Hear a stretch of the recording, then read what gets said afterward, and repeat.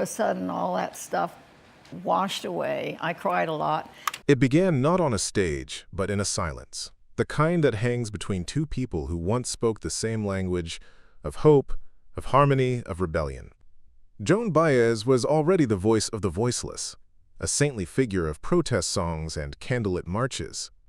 And then came a young man with unruly hair, a guitar slung across his shoulder, and a notebook full of cryptic poems. His name was Bob Dylan. At first, he was no legend, just another dreamer searching for a song to save him. NBUT Joan saw something in him that the rest of the world hadn't yet learned to notice.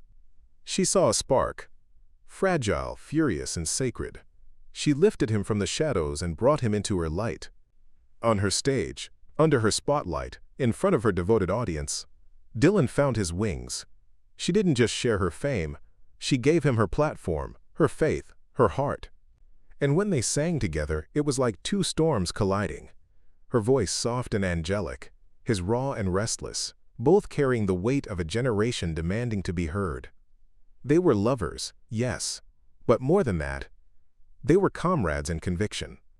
Marching arm in arm through the civil rights movement, they sang for peace, for freedom, for justice. Theirs wasn't just music, it was a mission. And for a brief, shining moment, it seemed as if the world might actually change under their chorus. NBUT fame, like fire, rarely burns gently. As Dylan's name began to echo across continents, something inside him hardened. The boy with the searching eyes became a man wrapped in mystery, guarded, elusive, unreachable. His poetry turned darker, his humor sharper. By 1965, he was hidden behind dark glasses, armor for a soul that no longer wanted to be seen. The man who once whispered love in her ear now spoke only in riddles to the press. Then came the betrayal, quiet, cruel, and without explanation. Dylan announced a world tour. Joan's name, once inked beside his on every marquee, was gone. No phone call, no warning, just absence, cold and deliberate. She learned of his plans the same way the world did, through headlines.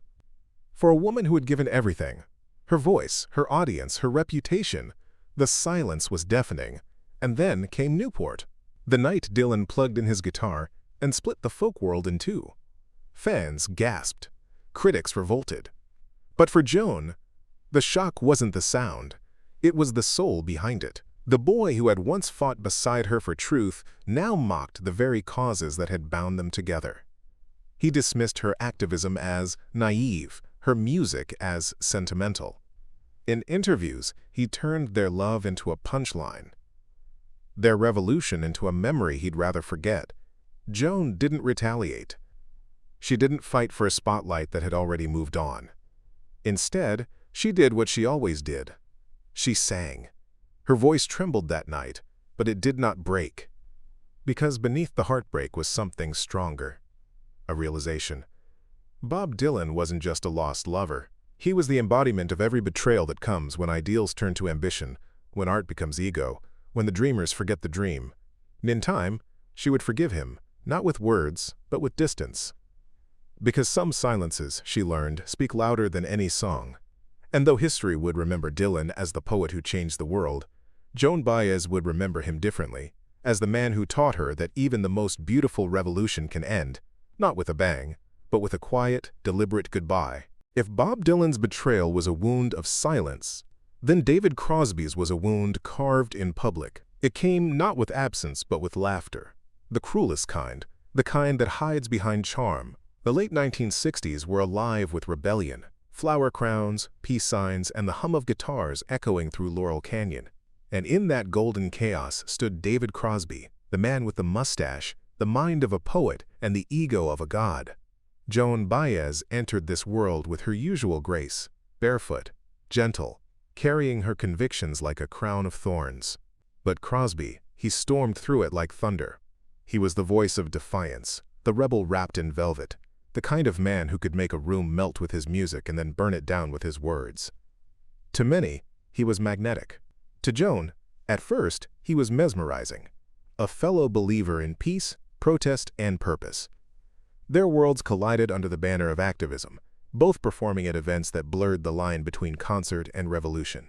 And for a while, she thought he was one of the good ones, a kindred spirit in the struggle. But Crosby's rebellion, she would learn, had a darker rhythm.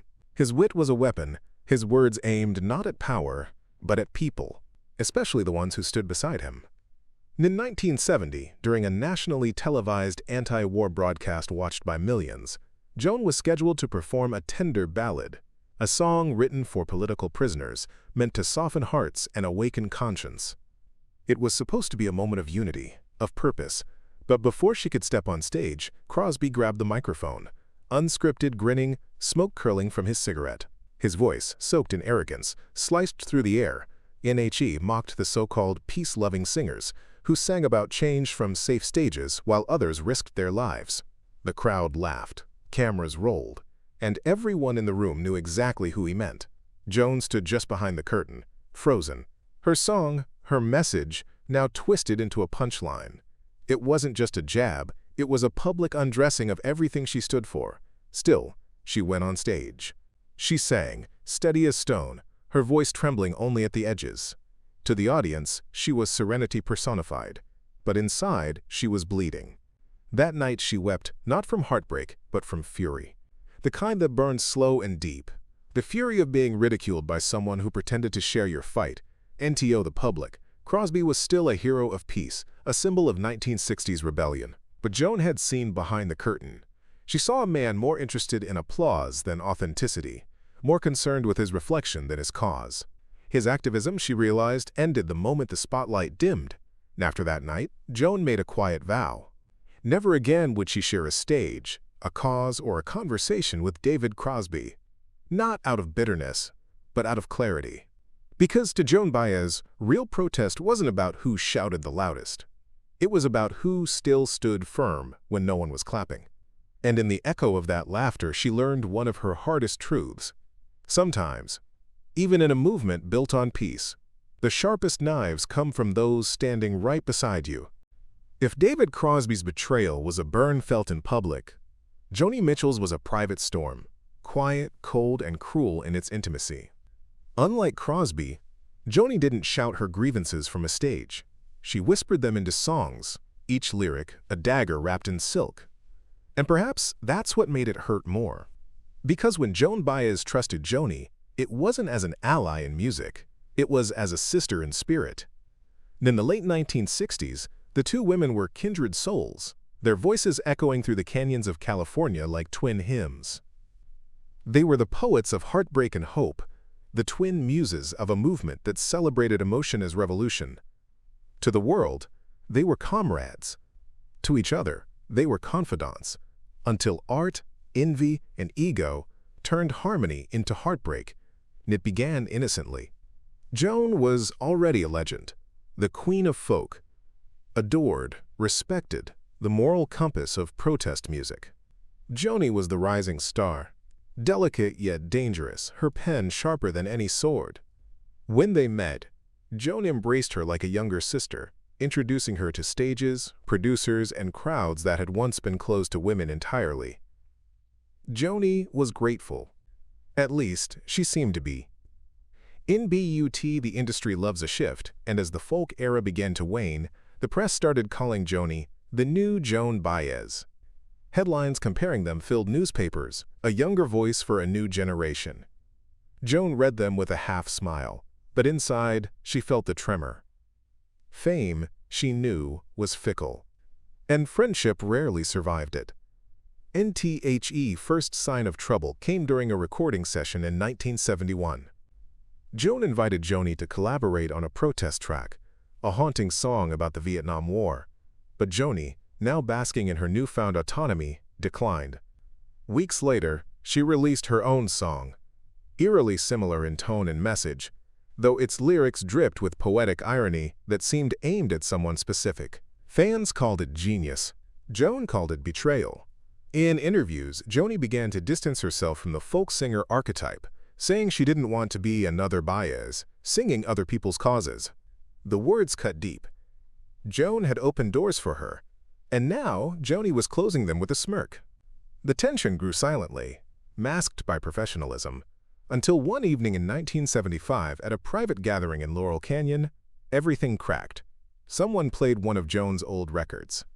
The room filled with that angelic, moral voice, the sound of an era. Joni, glass of wine in hand, reportedly chuckled and said, "It's lovely, but it sounds like Sunday school." The laughter that followed felt like knives to Joan's chest. NSHE didn't respond. She simply stood, thanked the host, and left into the cold California night. That was the last evening they were ever seen in the same room. Years later, when asked about their friendship, Joan chose her words with care. "Joni," she said softly, "is a remarkable artist. But some people paint with truth, others paint with vanity. You just have to know which is which." Their feud never made headlines. It wasn't loud. It was silent, like a song that fades before the final note. Yet for Joan, it was one of the deepest betrayals of her life. Because she hadn't lost a rival, she'd lost a reflection of herself. By the late 1970s, Joan Baez had lived through the chaos of fame, politics, and heartbreak. But nothing prepared her for the kind of betrayal that doesn't scream, it whispers. It came not from a lover, not from a rival, but from a man she had admired for his craft and intellect, Paul Simon. When she first entered the studio with him in 1978, Baez believed it would be a creative exchange between equals. She respected his lyricism, his meticulous phrasing, his quiet genius that had shaped Simon and Garfunkel into cultural icons. For Joan, this was not about fame. It was about art. Two minds blending honesty and melody. Yet what awaited her was not harmony, but humiliation wrapped in professionalism. From the moment she arrived, the energy in the room felt wrong. Simon was polite, even charming in his clipped way, but his tone carried a condescension Baez had learned to recognize, the kind men used when they saw women as guests in their kingdom. He interrupted her suggestions, corrected her phrasing, and when she tried to share a new lyric, he frowned and said, "Maybe keep it simpler, Joan. People want clarity." NTHAT, single word, simpler, echoed in her chest, like a dismissal of everything she'd ever fought for. Joan had built her life on complexity, on using her voice to challenge power, not comfort it. But here in this expensive studio filled with polished egos and sterile smiles, she felt reduced to an ornament, a name to lend credibility, not creativity. NTHE breaking point came when she sang a new song, a haunting piece drawn from her own loneliness, written after years of watching her relationships dissolve under fame's unforgiving glare. She sang it with quiet conviction, her voice trembling but true. When she finished, the room was silent. Then Simon leaned back in his chair and said, almost casually, "It's nice, but maybe you could rework the lyrics. Make it less personal." Less personal. The words cut deeper than he could have imagined. For Baez, art was personal. It was the only place left where truth had no cost. To erase that was to erase herself. She nodded politely, masking the ache, but something inside her fractured. When the session ended, she walked out alone, leaving her sheet music behind. In her diary that night, she wrote 6 simple words. "Paul Simon made me feel invisible." It wasn't anger she felt. It was a kind of spiritual numbness. After years of surviving betrayal, activism, and public judgment, she'd discovered that the worst kind of cruelty wasn't loud or public. It was the quiet dismissal of one's humanity in a room full of supposed equals. Then from that day forward, Joan Baez never worked with Paul Simon again. The collaboration had ended, but the silence it left behind spoke louder than any song ever could. Before fame grew cold, and before studio walls turned her voice into background noise, Joan Baez faced a very different kind of wound, one carved not by jealousy or pride, but by the hypocrisy of those who claimed to fight for justice.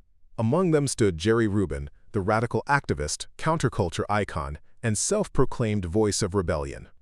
But to Joan, he would become the embodiment of everything she feared activism could become: performance without compassion.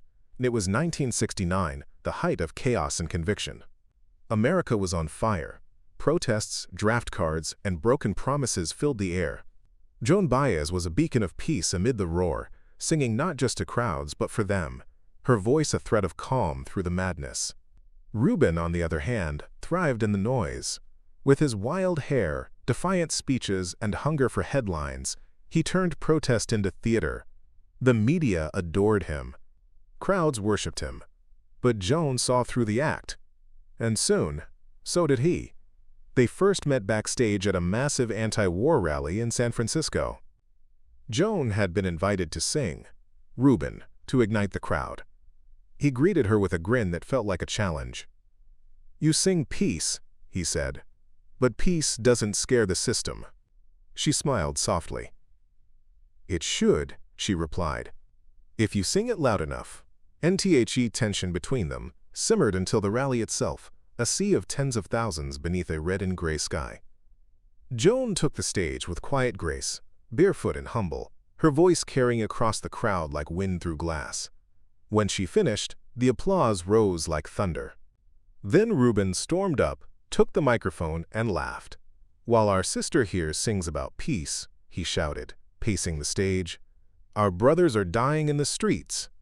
Maybe we need less singing and more fighting." The crowd roared, half with anger, half with thrill.